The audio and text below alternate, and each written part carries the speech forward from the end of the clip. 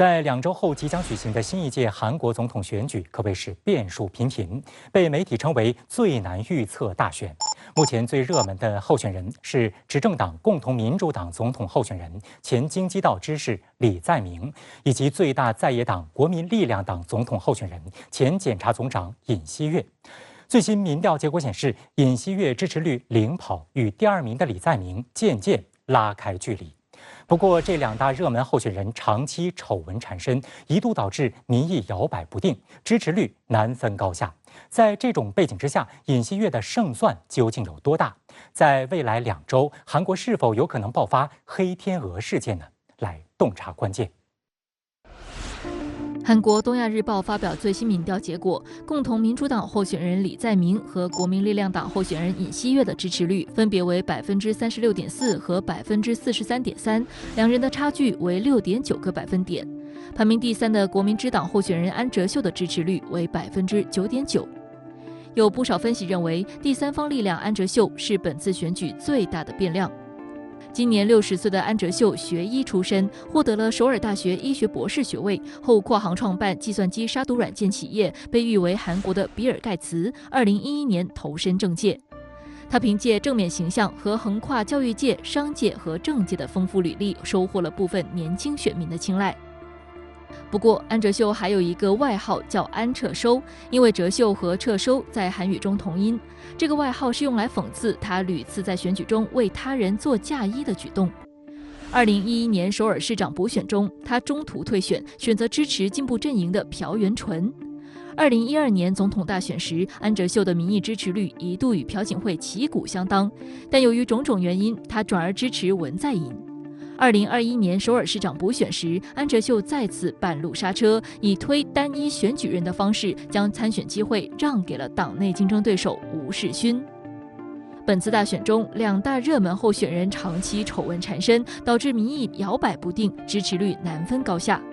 在这种局面下，安哲秀曾向尹锡悦喊话，他提议为了取得压倒性的胜利，采取民调竞选方式，让在野党推选单一人选，联手对抗李在明。对此，尹锡悦的态度令人玩味。他表示将会考虑安哲秀的提议，但又称该提议不乏令人遗憾之处。安哲秀提议的这个通过舆论调查的方式决定这个最后由谁来实现单一化，这个其实对尹锡悦来说是有一定的风险的，因为在之前的舆论调查里边，关于这安哲秀和尹锡悦2个人最后以合并到谁身上，在这个问题上，尹锡悦其实没有什么绝对的优势。对尹锡悦来说，最有利的方式还是通过谈判的方式来实现与安哲秀的合并。因为如果通过谈判，尹锡悦这边无论是支持率还是政党都有绝对的优势，这样他才能顺利的实现对安哲秀的合并。因为安哲秀之前已经3次通过这个候选人单一化的方式给别人做了嫁衣，所以如果他这次再以非常这种妥协让步的方式合并到尹锡悦的阵营下面，会对他的政治生命、政治前途形成巨大的冲击，甚至是致命的。所以我认为安哲秀这次会保留一定的底线。值得一提的是，民调停滞不前的李在明也曾主动向安哲秀伸出橄榄枝。韩国时报曾在2月初报道，李在明提出了联合政府和混合内阁构想，曾与国民之党议员会面，并打算会见被称为安哲秀导师的前环境部长官尹如俊。但安哲秀本人则就此回应称，不清楚这些构想的细节。在韩国民众眼中，此次大选是一场不受欢迎的选举。在野党候选人尹锡悦因其妻子的丑闻而深陷尴尬境地。1月16号，韩国 MBC 电视台曝光了尹锡悦夫人金建熙与网络媒体首尔之声某记者的长达7个多小时的谈话录音。在通话中，金建熙对记者说：“我丈夫如果成为总统，你将获益良多。如果李在明成为总统，你想想你能得到什么？”他还表示，要是做得好，将来可以给你1亿韩元。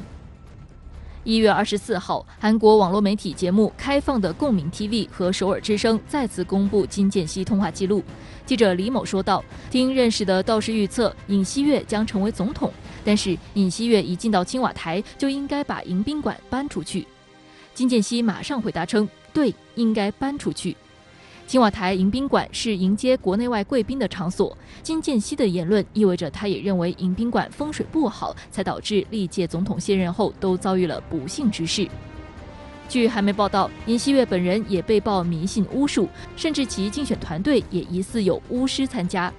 在第一次电视辩论时，民众看到尹锡悦的手掌写着一个神秘的王字，引发舆论哗然。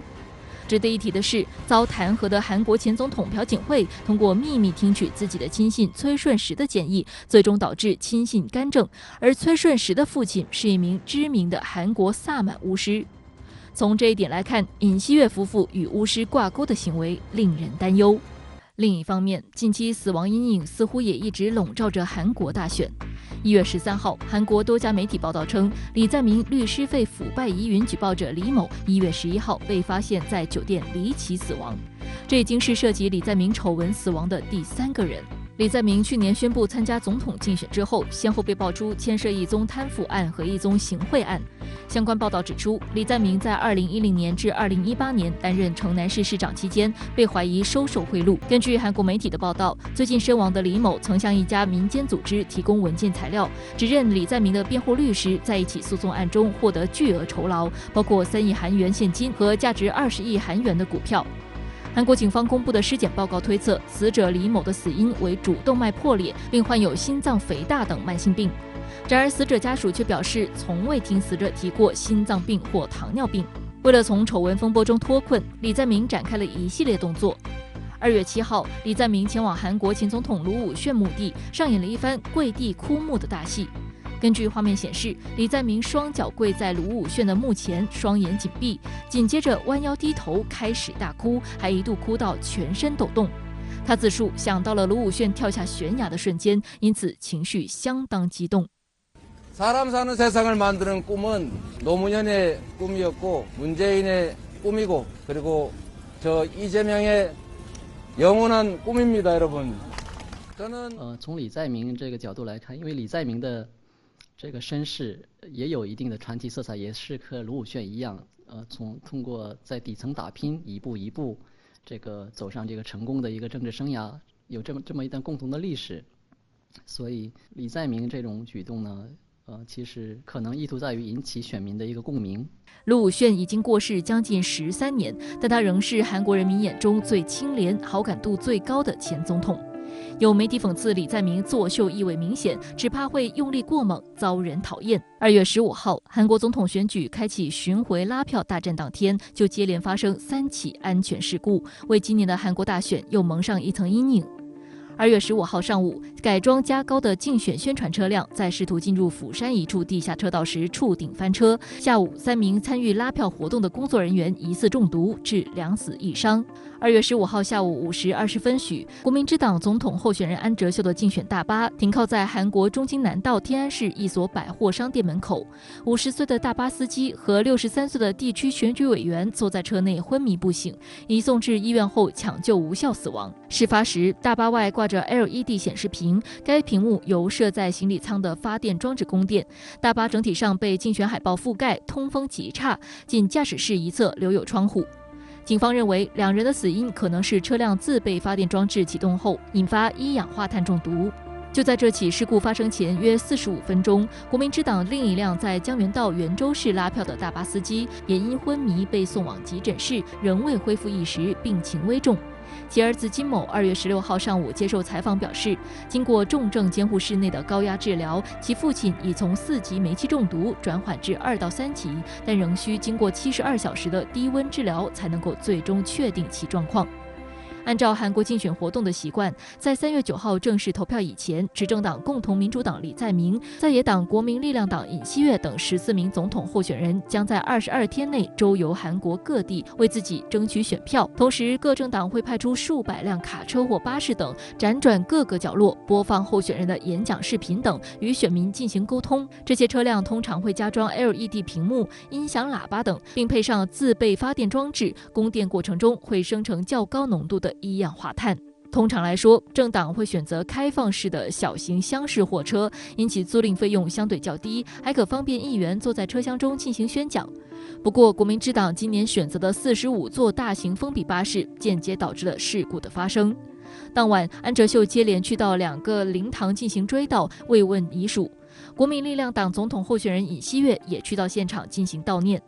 共同民主党总统候选人李在明没有去灵堂，但也在社交媒体上表示了遗憾和慰问，并表示将在竞选活动中表示吊唁。那现在距离韩国大选日呢，只有2周的时间了。那我们之前看到呢，这个比较热门的候选人尹锡悦和李在明，他们的支持率之前一直是比较焦灼、相持不下。但这段时间呢，韩国的多项民调都显示，尹锡悦已经远超了这个李在明，目前呢超过3到9个百分点。那这种情况之下，我们先请教一下杨先生，您觉得尹锡悦可以说他已经胜券在握了吗？就是根据进一步的民调，就是在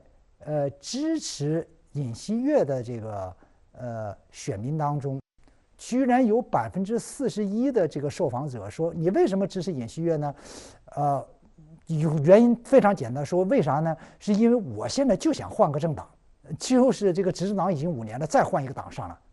也就是说呢，这个尹锡悦有41%，有将近1半的支持者呢，不是出于对于尹锡悦的政策主张，而是希望呢，反正换个党再看一看。那么这个现象说明了什么呢？说明现在韩国社会存在着一定程度的叫做人心思变，而这种人心思变呢，往往是政党轮替的一个先兆。很多韩国媒体都评论呢，尹锡悦是一位非典型的候选人。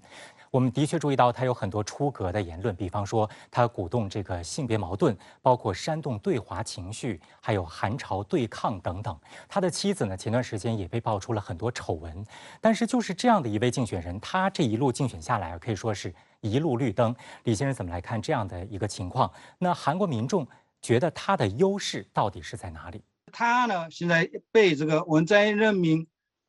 检察总长，也是被文在寅赶走检察总长的一个被弹劾的这种的这个象征性的人物，就是反文在寅政权的一个象征性的人物。所以呢，这次这个老百姓的舆论大概是支持更替政权的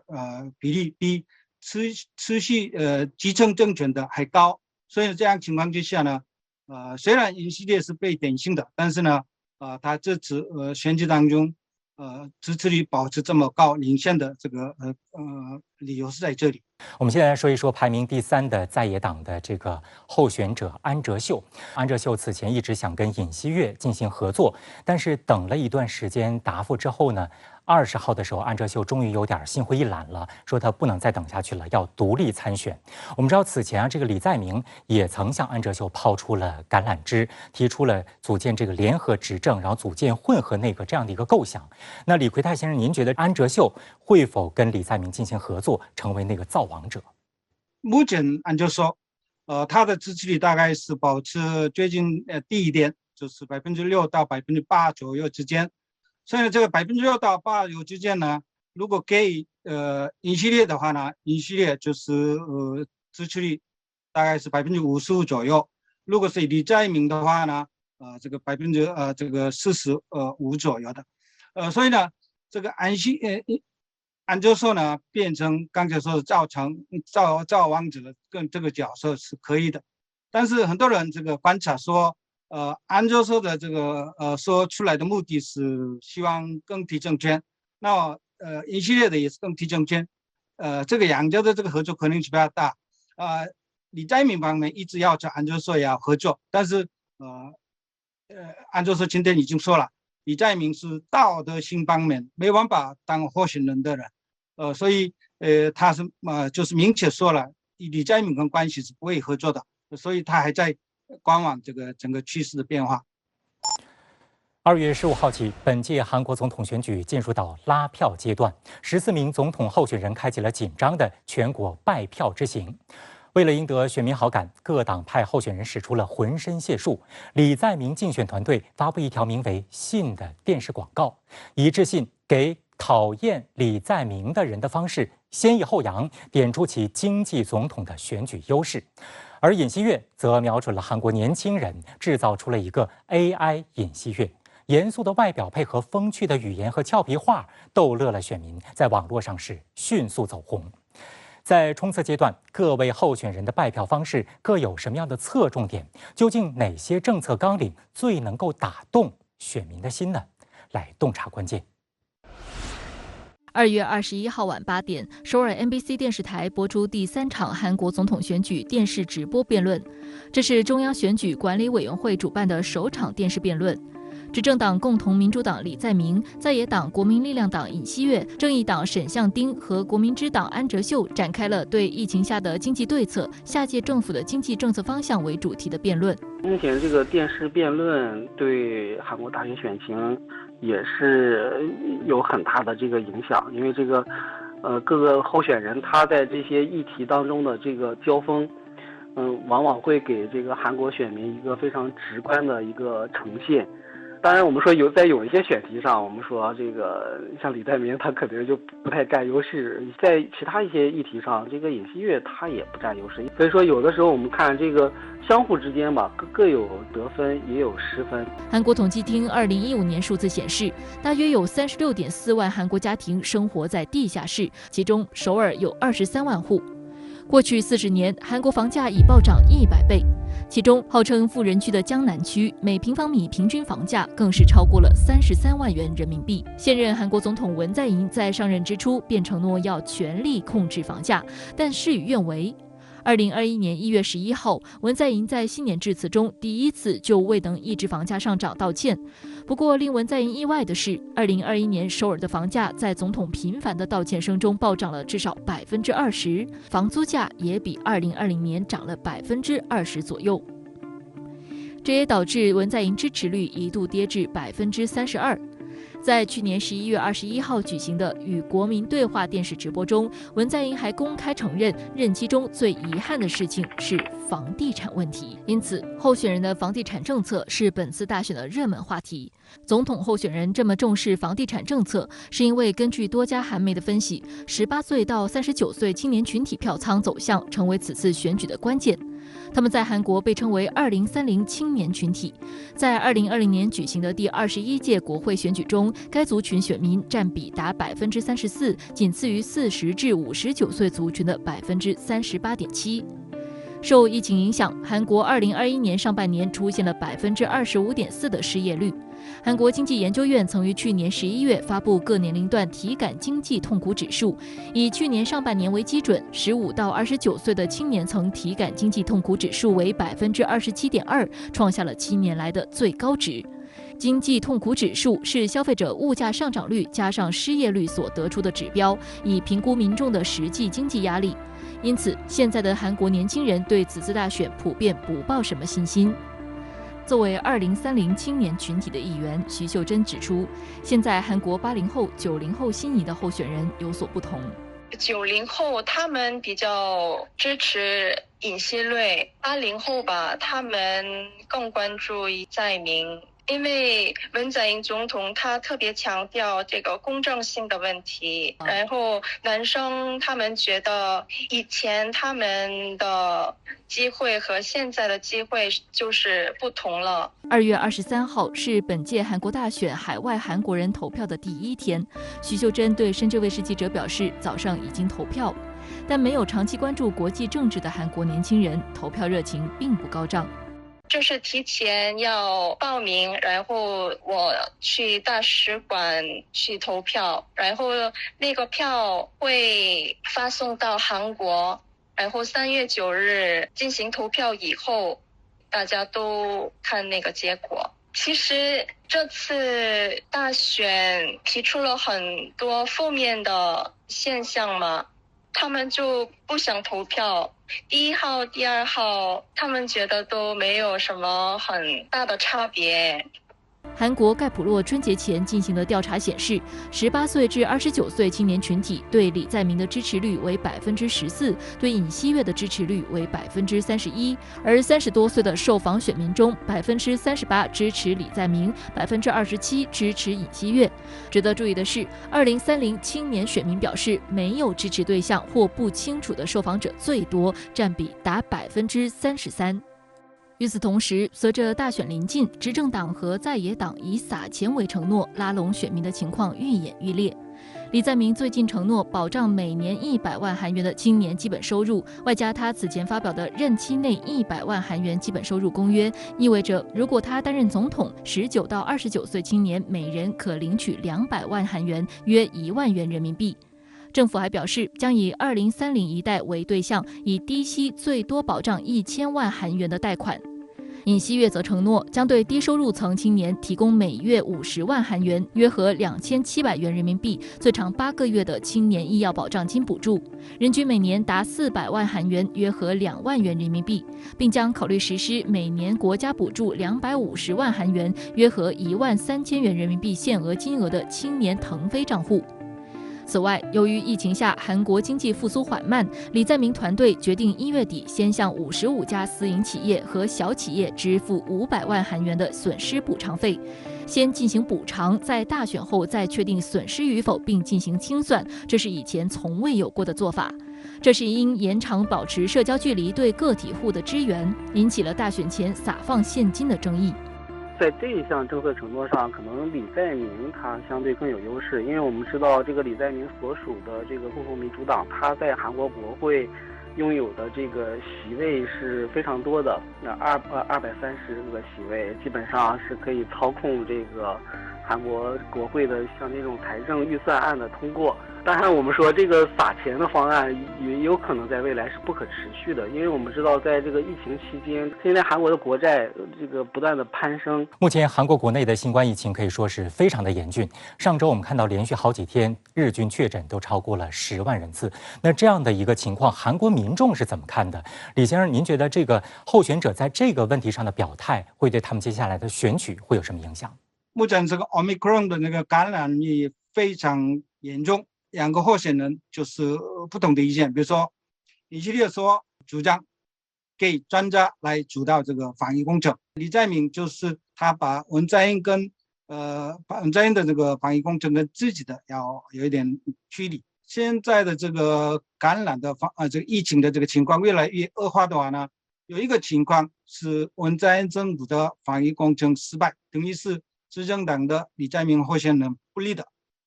那另外的我们要考虑的，等到3月9号的话呢，可能150万到200万人已经这发病的。那这样的严重的情况之下呢，可能出现了，就是比如说老人阶层60岁以上的人呢，怕出来投票的这个情况可能的。因为现在60岁以上的人最支持的是这个尹锡悦，不是李在明的。这样的话呢，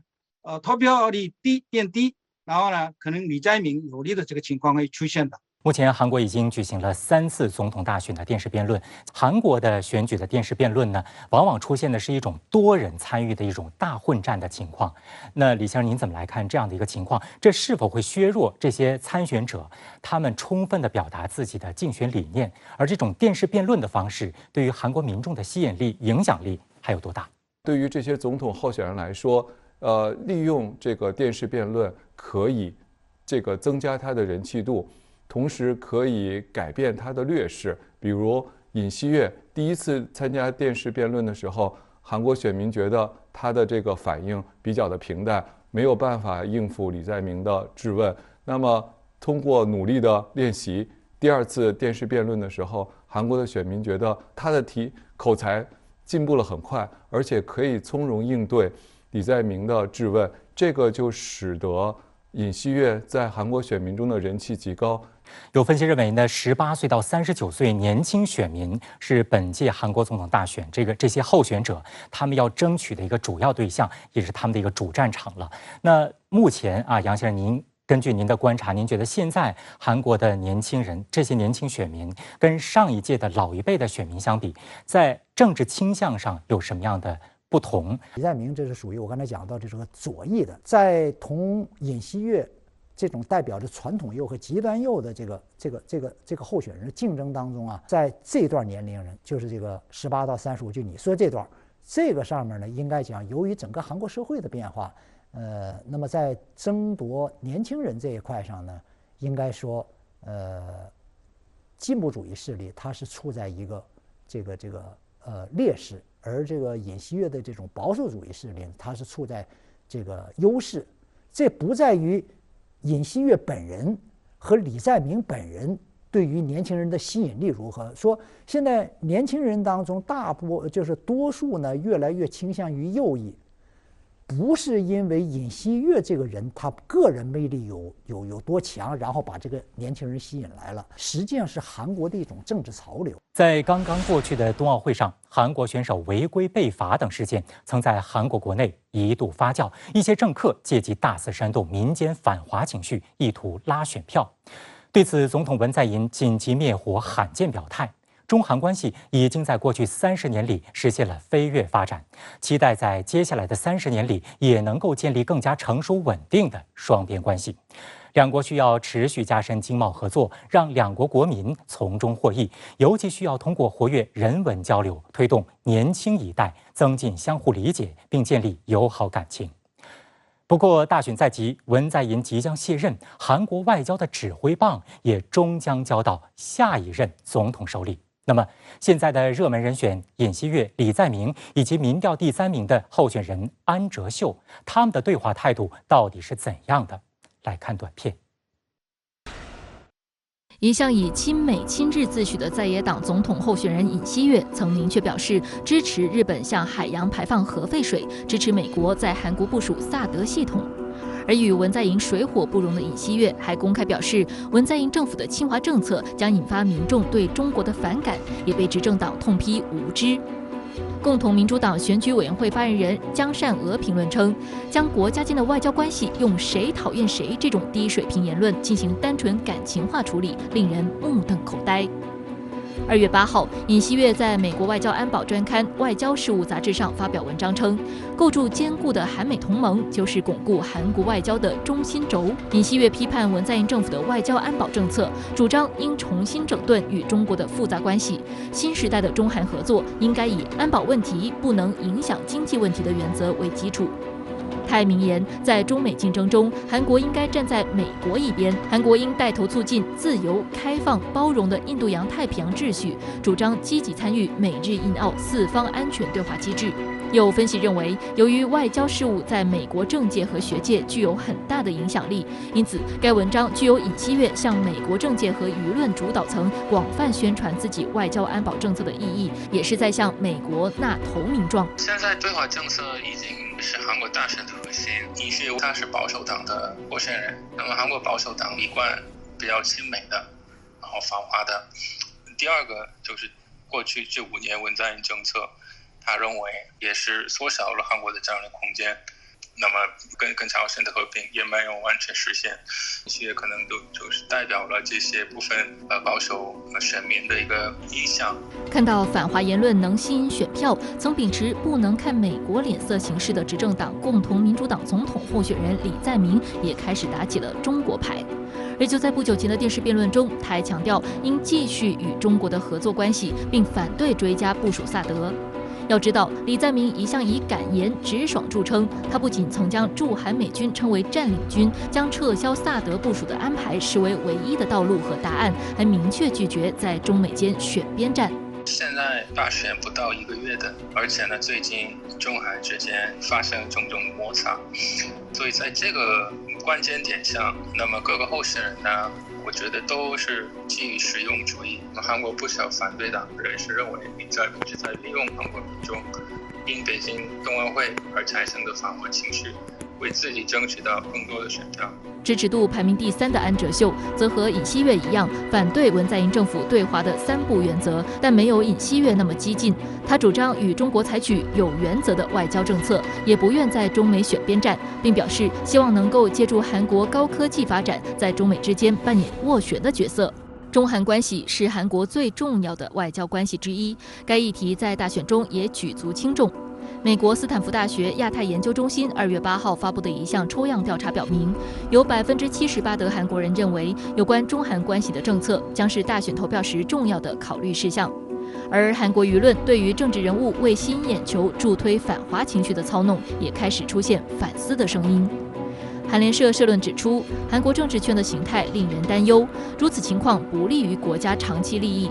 有专家警告称，韩国应该慎重地参与将中国定性为直接威胁的反华联盟，这只会导致与中国不必要的紧张关系。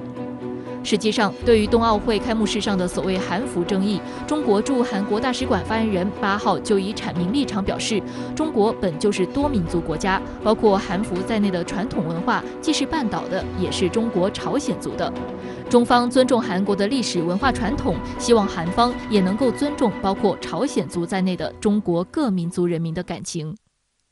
对于在短道速滑等冰雪项目上的中韩之争，带队访华并出席冬奥会的韩国文化体育观光部长官黄熙并不避讳。他表示，中国队与韩国队的竞争关系历来存在，本届冬奥会上也无法避免。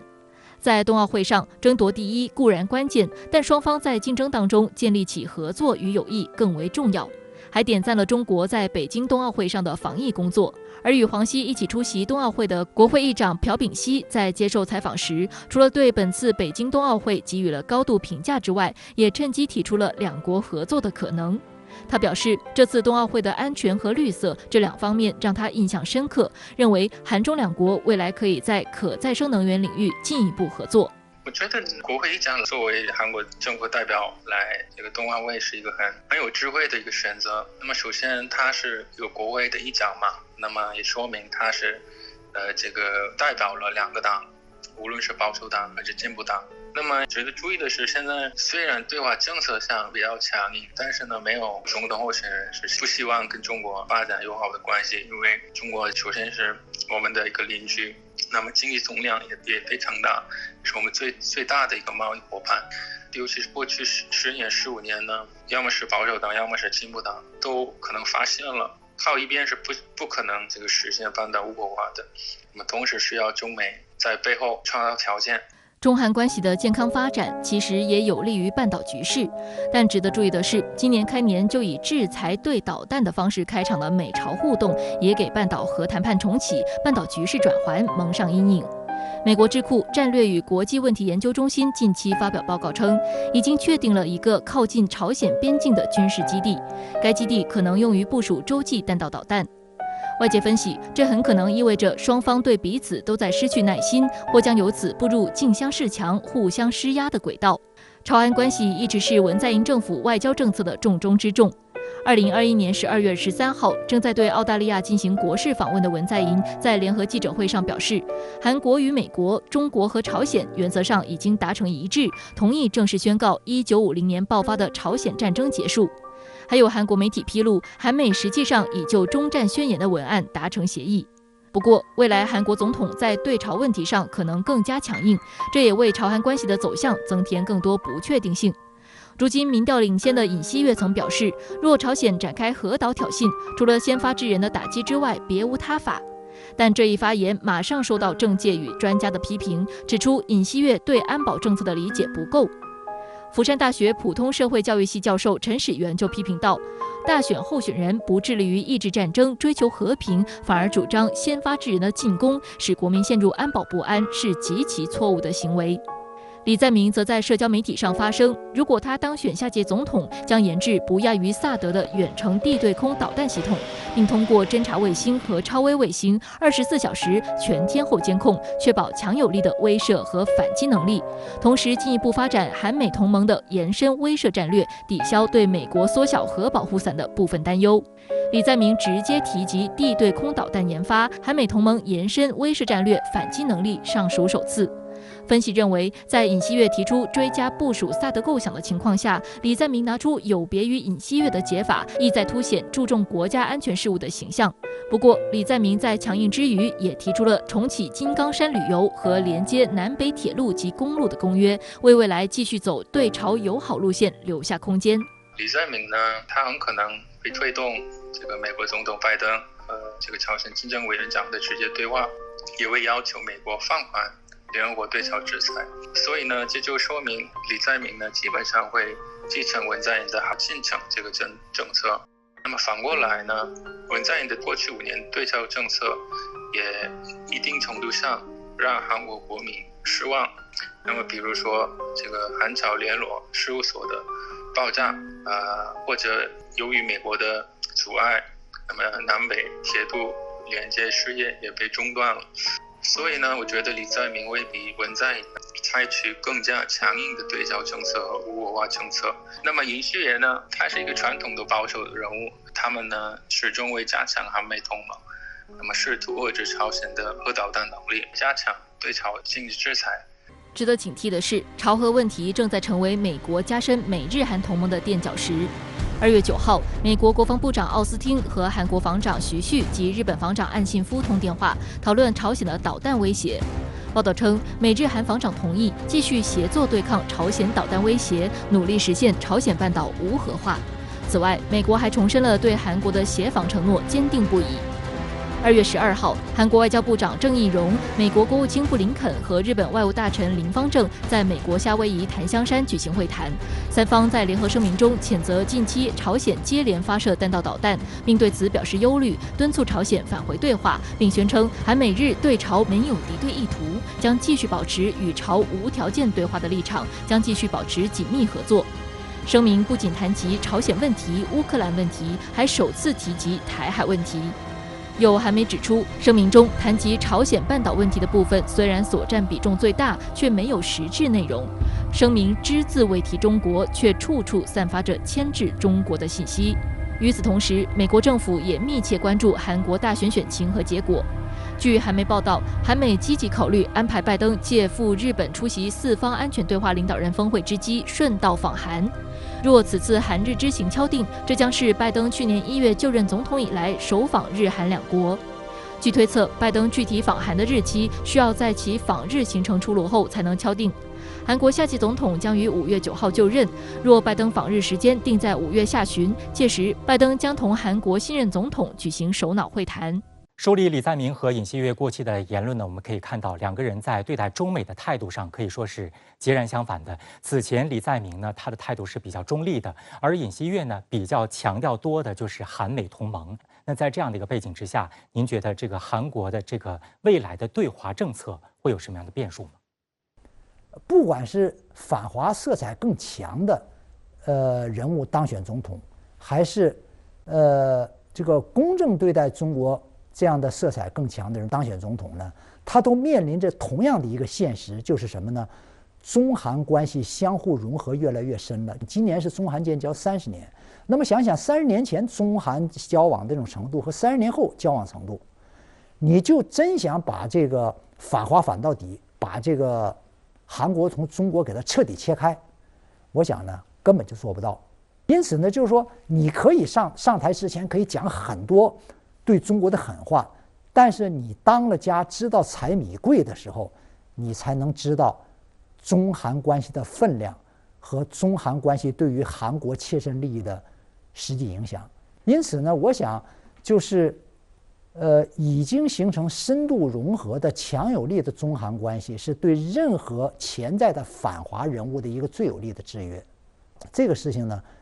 我认为呢，我们还是有一点应该有一点这个战略自信，就是说中韩关系走到今天，不是哪一个政治人物能够彻底颠覆的事情。朝核问题呢，也是韩国大选的一个热门议题了。那两位候选人针对朝鲜的态度，在早期有明显的温差。尹锡悦呢，曾经发表先发制人打击朝鲜这样的言论，引发了不少争议。而李在明呢，则相对比较温和。不过近期我们也注意到，李在明这个对朝态度也正在变得强硬。那李南先生怎么来看两位候选人在这个问题上态度的一些变化？李在明团队的对朝政策更加强调的是对话与军事遏制并行的这种理念。那么，一方面要寻求与朝鲜的对话，在对话中寻找与朝鲜关系的突破；那另一方面，面对朝鲜不断增强的军事实力，李在明团队也要强调对朝鲜的军事遏制力。那么，朝鲜1月份不断的试射导弹，这也使得李在明要不断的应对朝鲜这种增强军事能力的这个变化，所以他会对朝鲜进行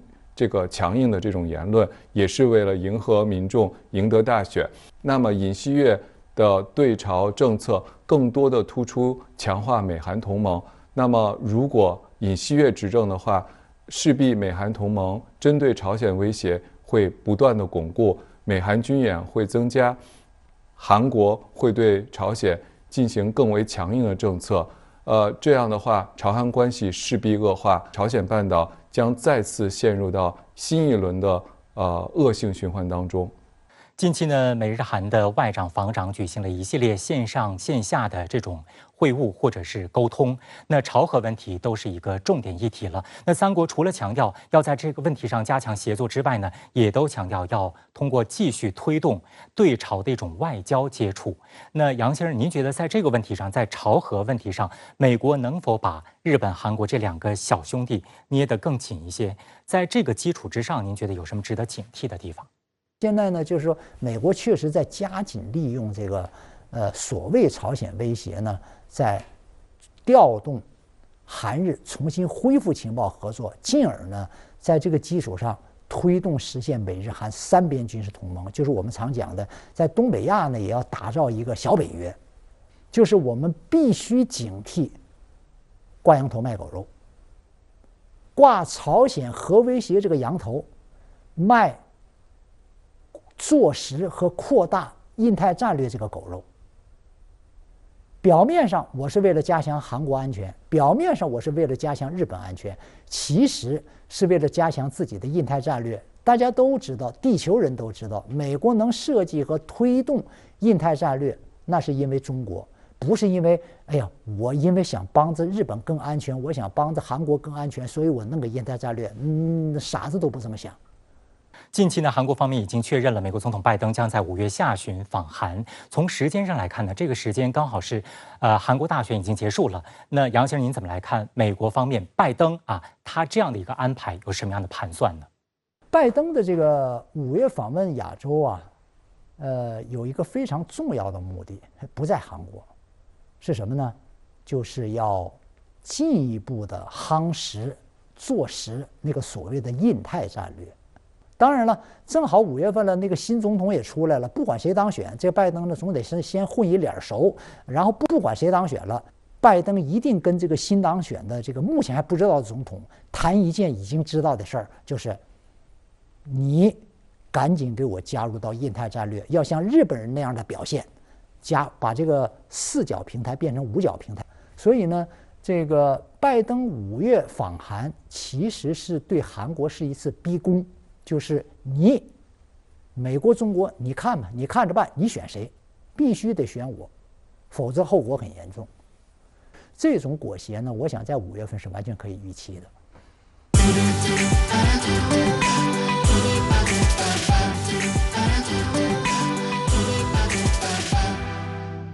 韩国大选将至，最近一段时间呢，2位总统热门候选人在对华、对日、对朝等韩国民众重点关切的涉外问题上，都出现了变得更加强硬的一种趋势。那外界应当如何来应对这样的一种变化？在大选之后呢，韩国的外交路线存在的最大不确定性又是什么呢？因为形势在变，美韩关系在变，特别是美国对华政策在变，美国对韩国的压力也在向着更大的方向变化。因此呢，